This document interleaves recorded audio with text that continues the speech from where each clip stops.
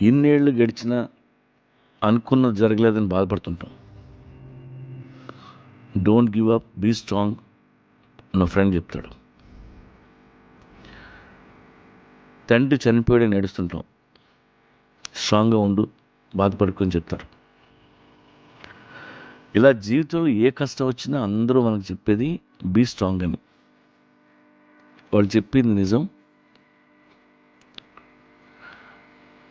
లైఫ్లో ఏం జరిగినా being strong is the only option అయినప్పుడు మనం స్ట్రాంగ్ అయిపోవడమే తప్పదు. స్ట్రాంగ్ అవ్వకపోతే బతకలేం. స్ట్రాంగ్గా ఉండాలంటే రెండు ఉంటాయి, మెంటల్ స్ట్రెంగ్త్, ఫిజికల్ స్ట్రెంగ్త్.